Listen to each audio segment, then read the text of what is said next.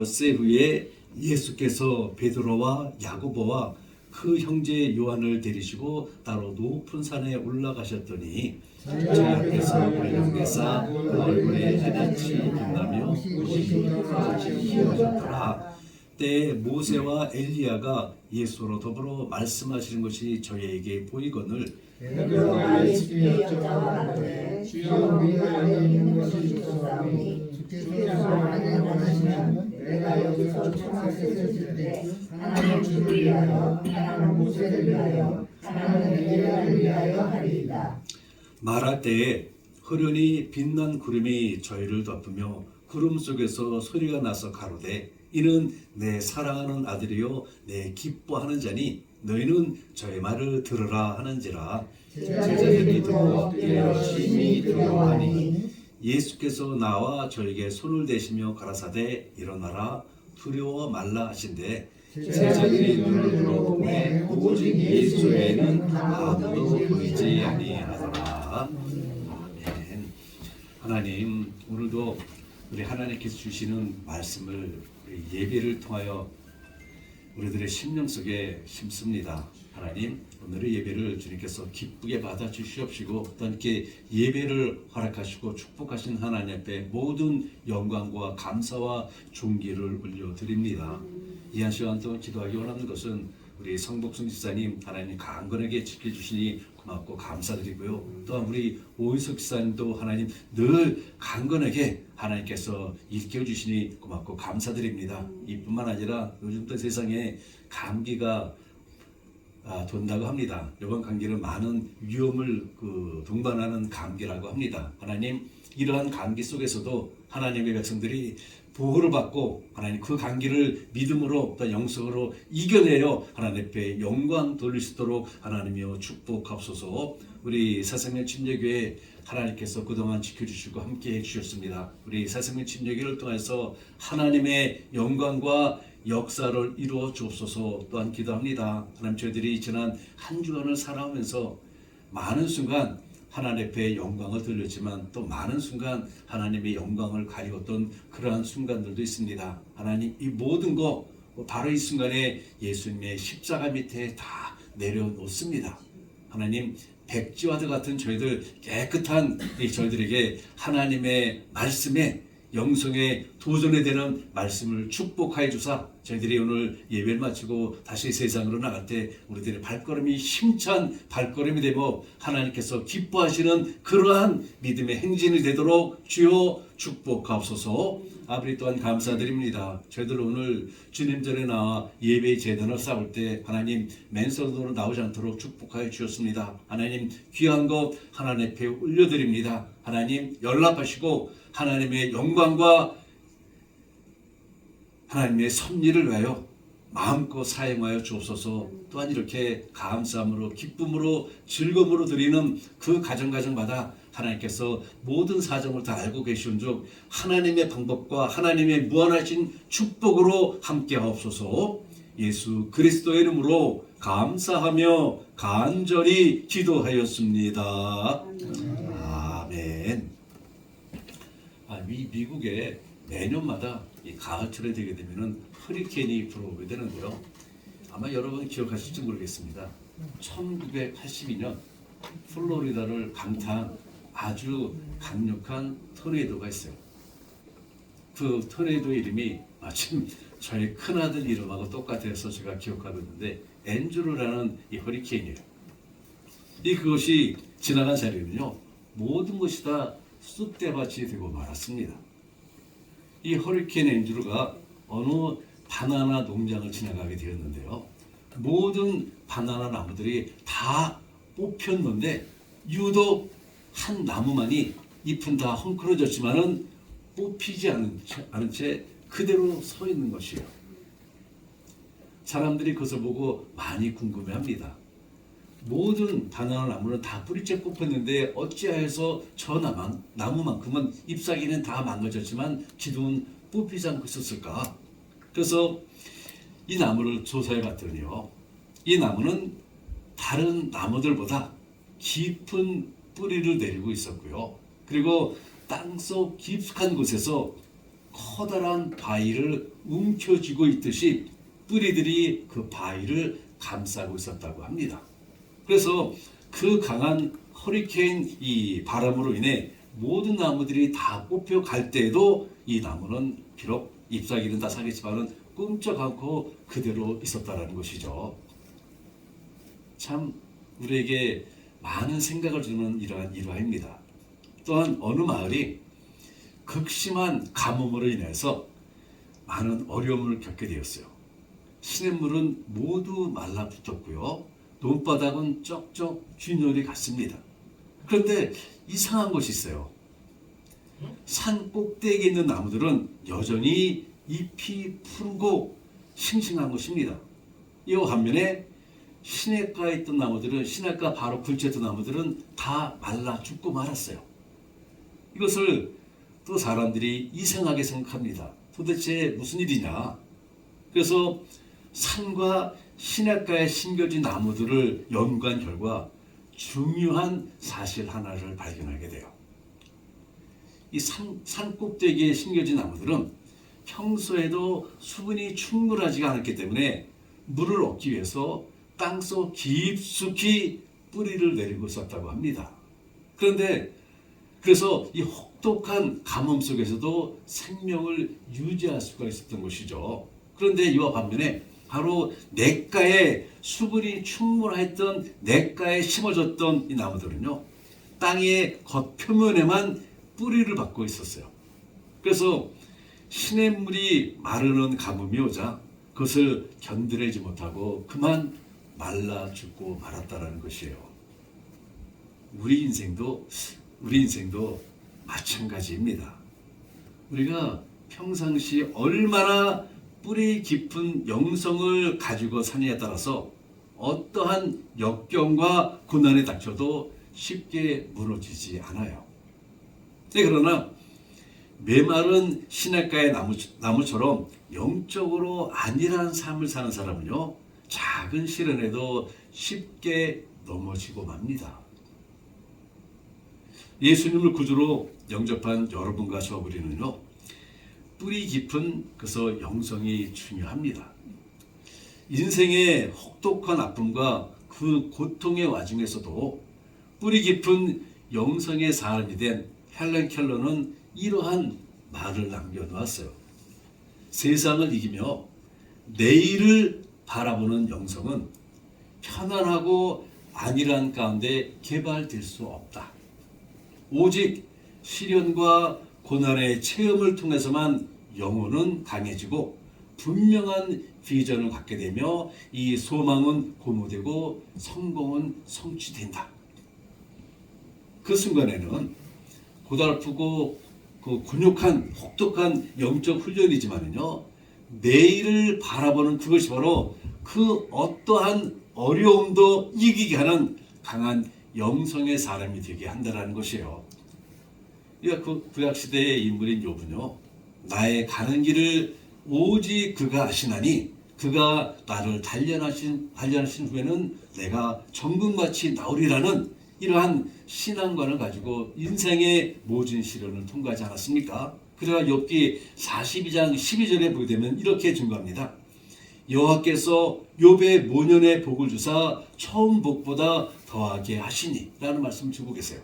이런 축복은 내일을 품은 자만이 가질 수가 있는 것입니다. 그러므로 지금 혹시 인생의 모질고 쓰라린 고통의 밤을 대면하고 계시다면요, 내일을 믿음 가운데 품으시기 바랍니다. 내일을 우리의 믿음 가운데 품고 오늘의 이 연단을 이겨내세요.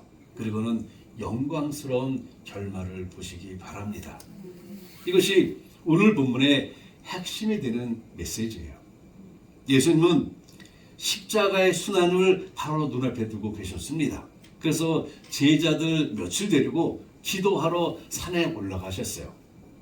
큰 기도가 필요해서 하셨는지 1절에 보니 높은 산으로 가셨다라고 말씀하고 있습니다. 예수님은 제자들에게 고난 다음에 있을 찬란한 영광의 내일을 보게 하시려고 산 기도를 가시면서 그들을 데리고 가신 것이에요. 이것이 곧 예수님께서 그들에게 하신 영성 훈련입니다. 제자들이 앞으로 당할 그 고난을 극복할 수 있는 영성을 키우기 위해서 영성 훈련을 시키신 것입니다. 예수님께서 산 정상에 올라가셔서 정말 힘찬 기도를 하자 벼랑간에 신기한 광경이 나타납니다. 예수님의 모습이 찬란한 영광으로 변형이 되십니다. 그리고는 얼굴은 해같이 빛나고 옷은 새하얗게 빛이 났다고 오늘 본문에서 말씀하고 있어요. 그리고 눈부신 그들이 그들을 덮었습니다. 여기서 말하는 변형되었다라는 이 말은 가면을 쓰고 나타나는 그 어떠한 외형적인 변화가 아니라 안으로부터 나오는 변화를 말합니다. 외형적인 변화가 아니라 안으로부터 나오는 변화예요. 즉 내면 세계의 근본적인 변화가 가져주는 역동적인 변화를 말하고 있습니다. 이 어떤 변화를 기대하고 변화를 추구한다면요, 이것이 상당히 중요합니다. 저희가 신학교 때 배운 것 중에 하나가 지금도 기억나는 게 있는데요. 어느 교회에 청빙을 받아서 그 교회를 가서 일단은 오래 기간을 두고 교회를 한번 관찰하고 교회를 좀 돌아봐라. 그리고 나서 변화가 있을 부분이 있으면은 외적인 힘으로 교회를 변형시키려 하지 말고 내가 먼저 그 교회의 일원이 되라. 그 교회의 참된 교회 멤버가 되라. 그리고 나서 그때부터 교회 변화를 일으켜라. 말씀을 주고 계셨어요. 근데 가만히 생각해 보니까는요, 정말 그런 것 같아요. 저기 밖에 누가 오신 것 같은데요.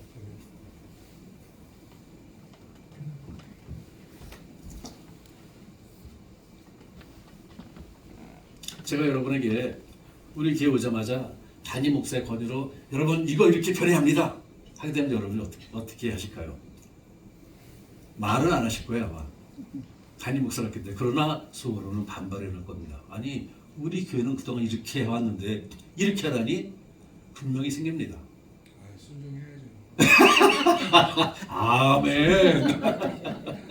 정말 우리 교회가 이렇게 하나님께서 하길 원한다면요, 제가 먼저 우리 교회에 정말 참된 멤버가 되고 그리고 마음이 하나가 돼서 함께 움직여야지 아무런 문제가 없이 아름답게 변화가 됩니다. 신학교에서는 저 신학교 때 이것을 아주 분명하게 가르쳐 주셨어요. 이러한 변화도 예수님께서 외형적인 변화가 아니라 내면의 모습부터 나오는 이런 변화를 그 제자들에게 보여주신 것입니다.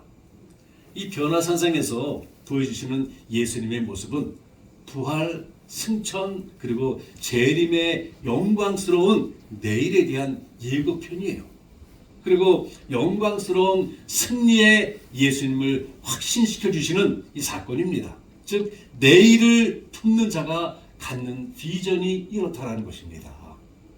제자들은 이와 같은 예수님의 영광스러운 모습을 보므로 그들의 신앙이 완전히 단단해지고 영성이 건강해지고 달라졌어요. 오늘의 이 광경을 보기 전에요, 예수님의 제자들에게 누구든지 예수님께서 말씀하시기를 누구든지 당신을 따르는 제자가 되려면 무거운 십자가를 져야 하고 결정적인 순간에는 목숨까지 이를 각오를 해야 한다라고 말씀하셨어요. 이러한 말씀이 제자들에게 그 당시 어떻게 들렸을까요? 그들을 어둡게 하는 어렵고 묵중한 말씀이었을 것입니다. 그들은 예수님께서 정말 만왕의 왕이 되시면은 예수님을 통하여 출세할 것만 생각하고 있는데 출세는커녕 무거운 십자가를 주고 죽어야 할 때면 죽어라 라고 말씀하시니 그들이 정말 생각이 황당했겠죠. 그런데 지금 변화산상에서 장차 나타나실 승리자의 찬란한 영광을 봄으로 인해서 그들은 큰 용기와 확신을 갖게 됩니다. 그리고 이것은 우리에게도 꼭 위로한 말씀이기도 한 것이죠. 우리 기독교는 십자가라는 죽음과 희생으로 끝나는 것이 아니지 않습니까? 승리와 영광을 가져다주는 찬란한 내일이 우리 앞에는 항상 있습니다. 분명한 천국이 있어요. 아멘. 저를 한참 웃게 만든 사건이 하나 있습니다. KBS에서 방송하는 6시 내 고향이라는 프로그램이 있는데 혹시 여러분 보신 적 있으세요? 네. 저는 지금 MC가 바뀌기 전에는 거의 빼놓지 않고 봤습니다.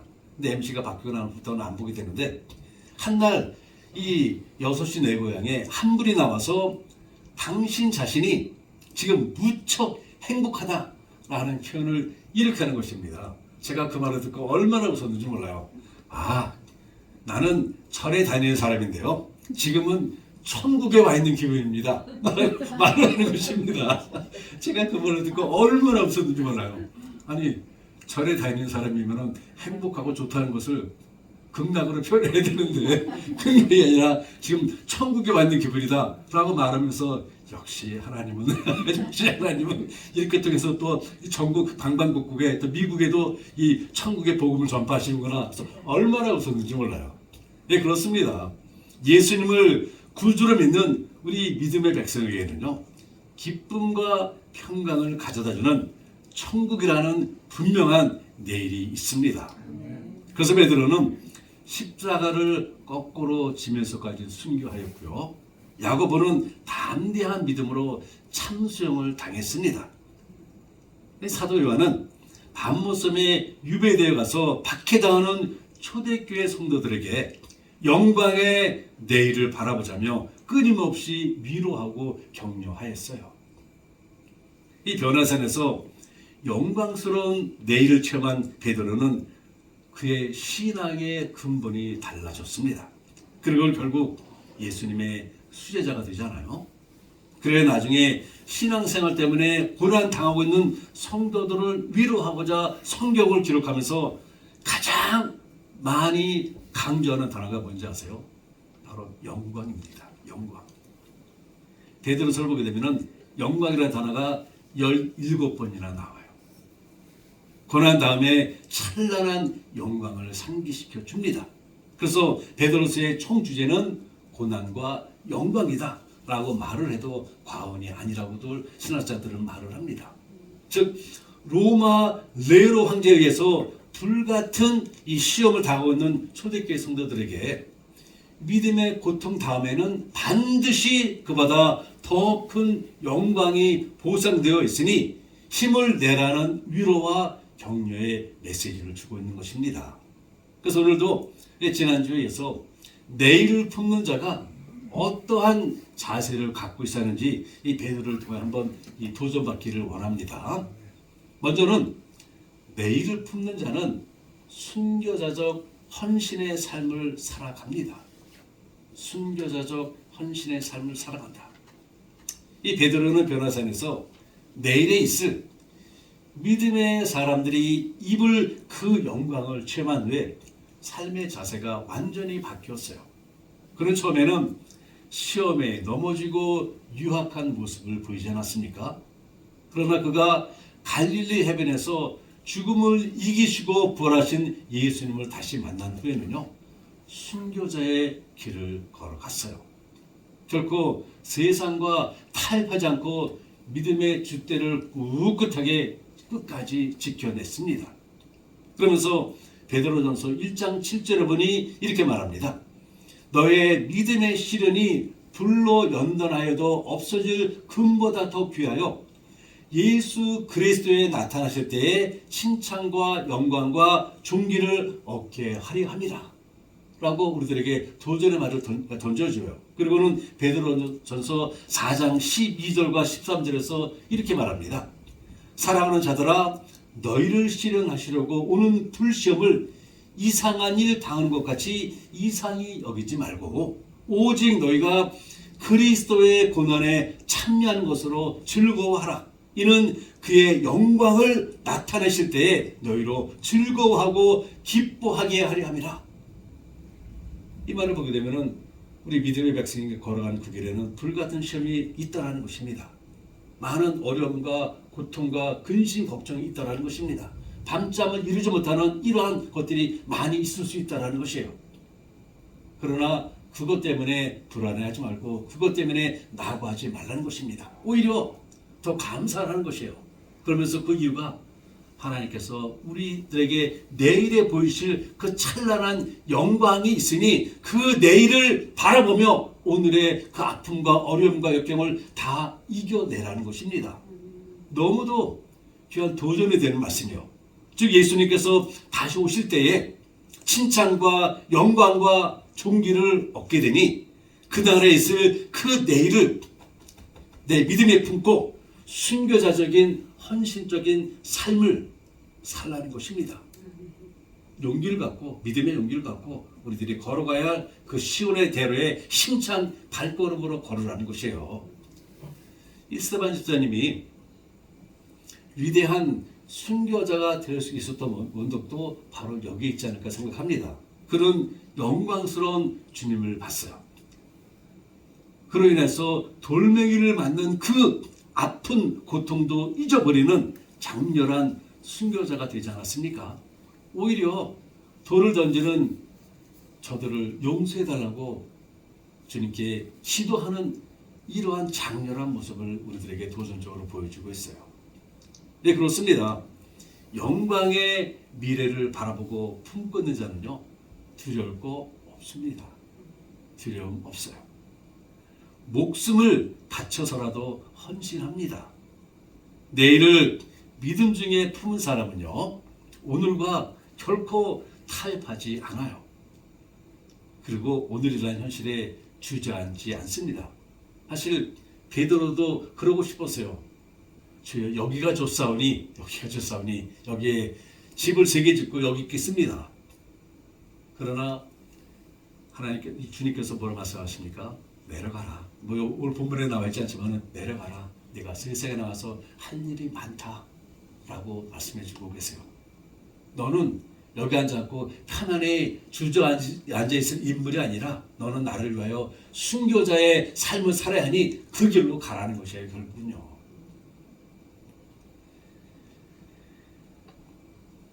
내일을 품는 자는요, 정말 오늘과 타협하지 않고 오늘에 주저하지 않습니다. 그리고는 내일을 향하여 힘찬 믿음의 행진을 계속해 나갑니다. 우리가 잘 아는 마틴 루터킹 목사님, 아마 이제 곧 있으면 그분의 생일이 오잖아요. 승리의 내일을 품었기에 그가 암살당하기 하루 전인 1968년 4월 3일 이런 말을 남겼어요. 모든 사람같이 나도 오래 살 수 있기를 원한다. 이분이 그 다음날 죽을 걸 알고 있기 때문에 이렇게 말한 건 아니라고 합니다. 그러나 지금 나는 그것을 그렇게 소중하게 생각하지 않는다. 나는 다만 하나님의 뜻이 이루어지기를 바랄 뿐이다.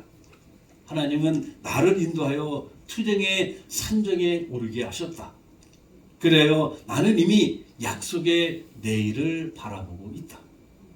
내일을 향하여 함께 걷기를 나는 여러분에게 부탁합니다. 라는 말을 하고요. 그 다음 날인 4월 4일 워싱턴 광장에서 총을 맞아 죽지 않았습니까? 근데 그는 육신은 비록 세상을 떠났지만은 소망의 내일을 믿음 중에 품고 바라봤기에 의연한 자세로 순교적인 헌신의 삶을 살 수 있었던 것입니다. 우리 사랑하는 성도님들, 하나님께서 우리에게 허락하신 내일을 믿음 중에 품을 때요, 폭풍우 속에서도 무지개가 환한 내일을 바라봅니다. 어저께 하루 종일 비가 왔는데 오늘 아침에 눈을 딱 떠보니 해가 아주 환하게 떴습니다. 이렇다라는 것이에요. 이렇다라는 것입니다. 오히려 비가 온 그 뒤에는 더 맑은 공기를 우리가 체험할 수 있다는 것입니다. 그리고 우리는 오늘 순교자적인 헌신의 삶을 살 수가 있어요. 내일을 바라볼 때. 그러므로 우리 사랑하는 성도님들, 내일을 우리의 믿음 중에 품으시기 바랍니다. 그리고 그 내일을 향하여 타협하지 않는 믿음의 행진을 힘차게 하시기를 바랍니다.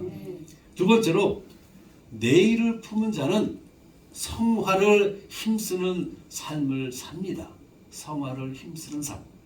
변화산에서 예수님을 통하여 찬란한 내일을 품은 베드로는 그의 삶의 열매인 것을 베드로 후서에 기록하여서 예수님을 구주로 믿고 모시고 사는 우리들에게 이렇게 권면하고 있습니다.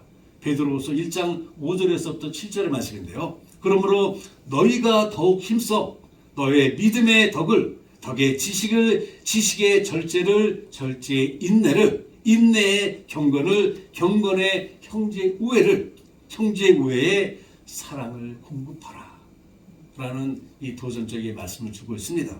그리고는 이어지는 11절에 보니 이렇게 해야, 즉 성화를 힘쓰는 삶을 살아야 그리스도의 영원한 나라에, 즉 내일을 품을 자격을 갖추게 된다는 것이에요. 11절의 말씀인데요. 이와 같이 우리 주 곧 구주 예수 그리스도의 영원한 나라에 들어감을 너희 넉넉히 너희에게 주시리다 라고 말씀합니다. 우리가 성화에 힘쓰는 삶을 살아갈 때, 우리가 새벽 예배 때마다 요즘 계속 레위기, 이제 민수기 곧 읽기 시작할 텐데요. 그 주제는 하나님께서 거룩하도 하나님을 따르는 백성들도 성결하고 거룩하라는 이 주제예요. 사도 베드로가 지금 이 말을 다시 한번 반복해서 믿음의 백성들에게 전하는 것입니다. 내일을 품고 영광스러운 내일을 품기 위해서는 지금의 삶이 여기에 타협하는 삶이 아니라 오히려 더욱더 성결을 위해서 노력을 해야 한다는 것입니다. 거룩을 위해서 한 걸음 한 걸음 더 전진해 나가야 한다는 것이에요. 그리고는 한 걸음 더 나가서 베드로서 3장 14절에서는요. 우리가 티도 없고 흠도 없는 사람으로 아무 탈 없이 하나님 앞에 나타나기 위해서는 거룩한 행실과 경건한 삶에 힘을 쓰라며 3장 14절에서 이렇게 우리들에게 도전의 말씀을 주고 있습니다. 그러므로 사랑하는 자들아, 너희가 이것을 바라보나니 주 앞에서 점도 없고 흠도 없이 평강 가운데 나타나기를 힘쓰라 라고 권면하고 있어요. 이처럼 베드로는요, 이 변화산의 영광을 체험한 사람으로서 아주 놀라운 인격적인 성화를 강조하며 지난 시대와 이 시대, 그리고 앞으로 올 모든 시대의 성도들에게 내일을 품은 자로서 주님의 영광을 위하여 성화를 힘쓰라 권면하고 있습니다. 지금까지 우리 인간들이 만들어낸 것 중에서 가장 위대한 것이 여러분 뭐라 생각하세요? 요즘 들어서 AI가 굉장히 활성돼서 사람들 입에서는 컴퓨터라는 말이 그냥 거침없이 나옵니다. 또 어떤 분들은요, 하늘을 나는 비행기라 말하기도 하고 많은 사람들이 이것저것을 말합니다. 우리 인간들이 만들어낸 창조물 중에서 가장 훌륭한 것이 이것저것이라 말을 해요. 그런데요, 그 중에서 가장 위대한 발명이 바로 거울이라고 합니다. 거울은 거짓 없는 자기 자신을 비춰주기 때문에 지금까지 우리 인간들이 만드는 발명품 중에서 가장 위대한 것이 거울이다 라고 얘기를 해요. 아마 여러분들도 거울 하루에 한 번이라도 안 보시는 분은 없을 겁니다. 다들 거울을 보실 거예요. 그래서 자기 자신을 점검합니다. 여기 뭐가 묻었나? 아니면 머리가 제대로 빗겠나? 아니면 넥타이가 제대로 내어졌나? 저도 오늘 예배 드리기 나오기 전에 거울을 몇 번 쳐다봅니다. 면도를 제대로 했는지, 뭐가 묻지는 않았는지. 아마 이 세상에 사는 문명 속에 사는 사람 치고 거울을 안 보는 사람은 없을 것이에요. 이 거울의 원료가 되는 유리가 발견된 스토리가 있는데요. 옛날 어느 뱃사공이 해안에서 돌에 솥을 걸고 불을 떼어 밥을 해먹었다고 합니다.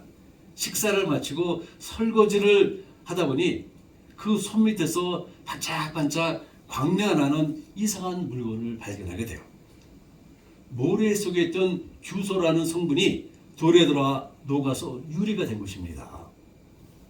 모래 속에 있던 이 규소가 불에 녹는 죄련의 과정이 있었기에 우리 인간이 발명한 것 중에서 최고라는 거울이 탄생할 수 있었던 것입니다. 불에서 녹아지는 이런 뜨거운 것을 겪었기 때문에. 그래서 베드로는요, 영광의 내일을 품고 성화되어가는 오늘의 연단을 어떻게 하라 말합니까? 이기라 말합니다. 어떻게 이기라는 그 방법은 없어요. 그냥 이기라고만 합니다. 아마 어떻게 이겨야 하는지는 여러분이 하나님 때 무릎 꿇고 기도할 때 하나님께서 분명하게 가르쳐 주시고 인도하실 것입니다. 그러나 중요한 것은 그 오는 모든 연단, 모든 아픔, 모든 어려움, 모든 역경 이겨내는 거. 이겨낸다고 해서 자기 자신을 나타내서 이겨내는 것이 아니라 내일을 바라보며 하나님의 그 찬란한 영광에 동참하는 그 내일을 바라보며 그 천국을 바라보며 이겨내라는 것입니다. 그러므로 우리 사랑하는 성도님들, 하나님께서 우리에게 허락하신 찬란한 내일을 믿음 중에 품고요, 그 내일을 향하여 성화를 힘쓰는 삶을 사시기를 바랍니다. 세 번째로, 내일을 품는 자는 천국 영광을 바라보는 별세의 신자로 살아갑니다. 제가 다음 주부터 우리 주보 뒤에다가 여기 설교 밑에다가 이제 말씀을 전하면서 이렇게 그 서브타이틀 무슨 있으면 여기다 제가 적어드리겠습니다. 그래서 여러분들 그냥 쓰는 수고가 없고 그냥 거기다 그 여러분들이 메모할 수 있게끔, 제가 왜 그 생각을 하지 못했는지 몰라요. 오늘 보니까 여러분들이 제가 말씀 들을 때마다 그냥 다 쓰시는데 그 수고를 제가 좀 덜어드리겠습니다. 다음 주부터.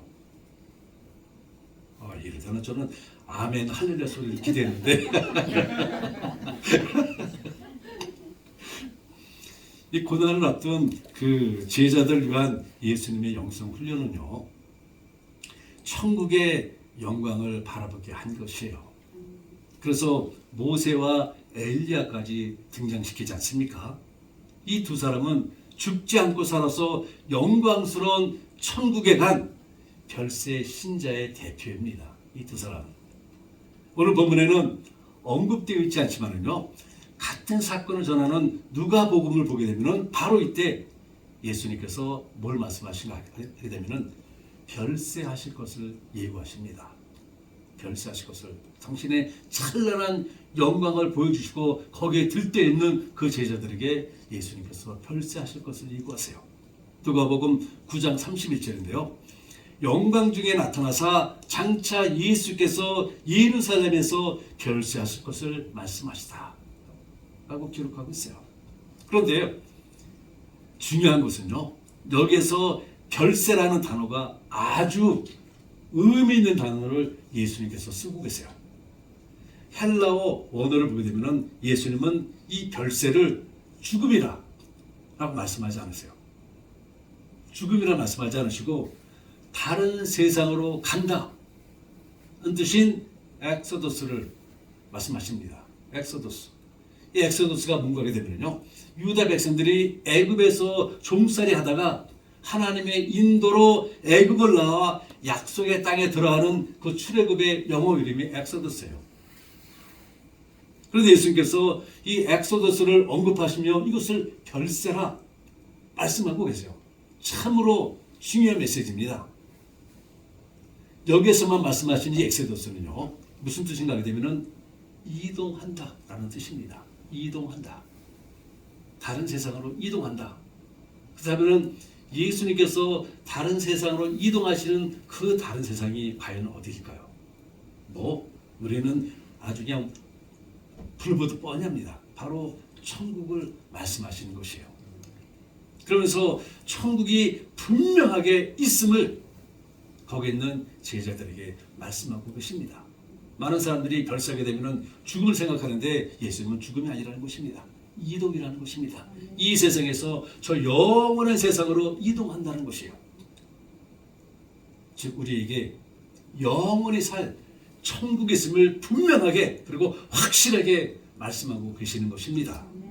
다시 말씀드려서 내일을 믿음 중에 품은 우리는 천국의 영광을 바라보는 별세의 신앙을 갖고 살아야 한다는 것입니다. 그래서요. 그러기에 그 자리에 있던, 그래서 천국의 영광을 체험한 이 사도 요한도 요한복음과 요한계시록에서 하늘의 찬란한 영광을 바라보자며 수도 없이 외치고 있지 않습니까? 내일을 믿음 중에 품는 자는요, 이 별세 신앙이 절대적으로 필요합니다. 이 별세 신앙, 천국을 바라보는 이 별세 신앙 정말 필요합니다. 우리 사랑하는 성도님들, 산삼을 캐는 자는 도라지밭에 미련을 두지 않는다라는 우리나라 아주 좋은 말이 있어요.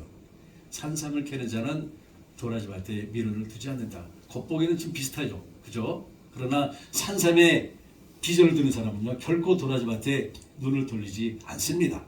하늘의 더 큰 영광을 바라보기 위해서는요, 세상에 대한 시시한 미련 가차없이 버리십시오. 가차없이 버려야 합니다. 그리고 영광의 내일을 품은 자는 이러한 별세 신앙의 삶을 가지고 살아가요. 이 별세 신앙으로 철두철미했던 D.L. 무디 목사님은요, 별세를 앞두고 정말 이러한 멋진 말을 남겨놓았어요. 땅은 꺼지고 내 앞에 하늘은 열리는도다. 결코 이것은 환상이 아니다. 이런 말을 남기고 세상을 떠났습니다. 이런 말을 남기고 별세했어요. 천국으로 이동했습니다. 땅은 꺼지고 내 앞에서 하늘은 열리는도다. 결코 이것은 환상이 아니다. 그래서 사랑하는 성도님들, 내일을 품은 자는요, 이러한 별세 신앙을 갖고 살아갑니다. 베드로는 변화산의 산성에서 이러한 찬란한 별세의 영광을 체험하기에 일평생 그 험난한 십자가의 길도 기쁨으로 걸어간 것이 아니겠습니까? 오늘 우리도 찬란한 내일을 믿음 중에 품고 별세 신앙과 함께 성화를 힘쓰는 순교자적인 헌신적인 삶을 사시기를 바랍니다. 그래서 우리를 통하여 살아계신 하나님의 영광이 나타나고 하나님의 기쁨이 되시기를 주님의 이름으로 축원을 드립니다. 좋으신 하나님 고맙고 감사드립니다. 오늘도 주님께서 우리들에게 내일을 품으라 라는 분명한 말씀을 주고 계십니다. 그 내일이라는 것은 예수님께서 그 당신의 제자들에게 말씀하셨듯이 분명한 하나님의 영광이 있는 그 천국을 말씀하고 계십니다. 그리고는 그것을 품고 우리들이 믿음의 행진을 해나갈 때 하나님께서는 우리를 통하여 당신의 영광을 나타내시고 당신의 기쁨을 만족하며 또한 이 세상에 생명의 통로를 여신다 말씀하고 계십니다. 하나님, 우리 새생명 침례교회가 이렇게 내일을 품고 내일을 바라보며 오늘도 우리가 걸어가야 할 이 믿음의 길에서 그곳에서 안주하지 않고 정말 힘찬 발걸음으로 행진하도록 주여 우리를 축복하옵소서. 예수 그리스도의 이름으로 감사하며 간절히 기도하였습니다. 아멘. 아멘. 우리 찬송가 460장 함께 찬송하시고 오늘 예배 마무리하도록 하겠습니다.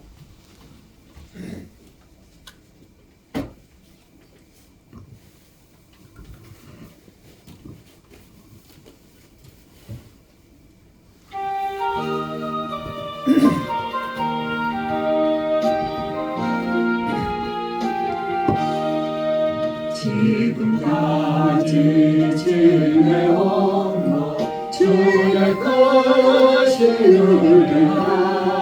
한이 없는 주의 사랑 오직 나라냐. 자나깨나 주의 손이 항상 살펴주시고 모든 일을 주 안에서 영통하게 하시네. 몸도 마음도 연약하나 세입받아 사랑해. 늙듯이 우신 주의 은혜 족하다. 사랑 없는 거리에나 험한 산길에는 주의 손을 굳게 잡고 찬송하며 가리라. 주님 다시 배울 날이 날로 다가와 무거운 짐 주께 맡겨 벗을 날도 멀던데 나를 위해 예비하신 고향집에 돌아가 아버지의 품 안에서 영원토록 살리라.